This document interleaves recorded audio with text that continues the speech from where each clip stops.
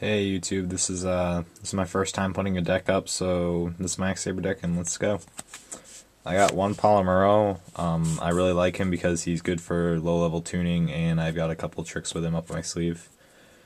I got two Emerald Blades. X-sabers, I think it's kind of a staple because it allows you to speed up your deck and search things out and just get your answers pretty quick.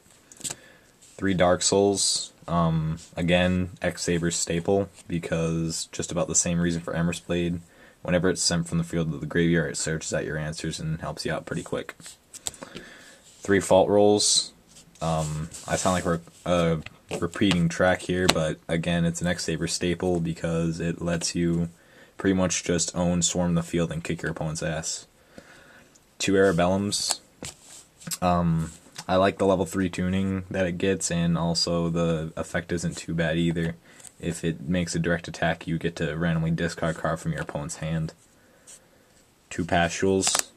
This is pretty good with tuning because, again, it can't die by battle, and it lets it stay on the field one turn longer than the other tuners.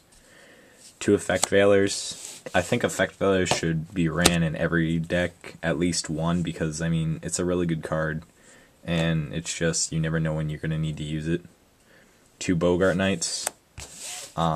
Same reason for Fault Roll, it lets you swarm the field faster, and pretty much kick your opponent's ass all the sooner.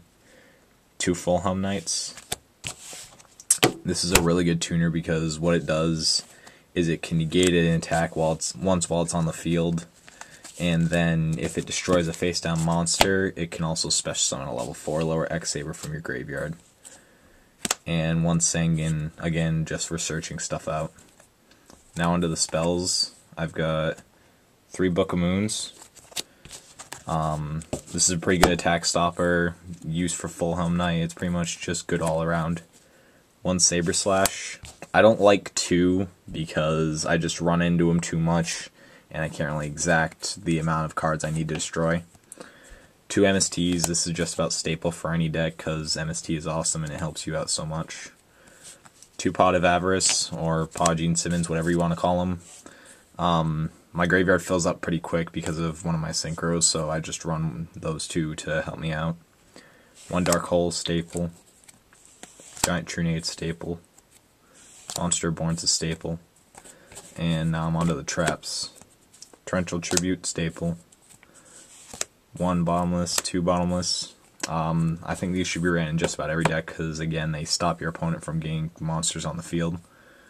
Solemn Judgment staple. Goton's Emergency Call. I have 2. I really like 2 of them because one of them you don't run into it enough. Mirror Force staple. And 2 Solemn Warnings in this format. That's pretty much a staple.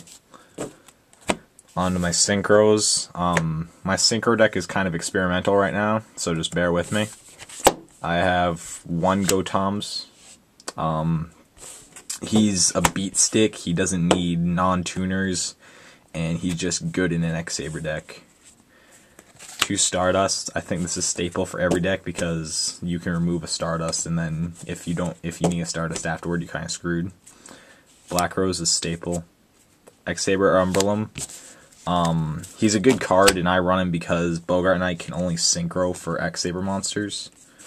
Goyo staple. I run 1 Naturia Barkion. I have 2. I just kind of like 1 better because it fills up more room in my synchro board. I run a Psychic Nightmare. I do this because I run Magical Android, and also this is actually kind of just a fill-in card. 1 Brionax staple. X-Saber Hyunlei. At least 1 is staple for X-Sabers. Magical Android.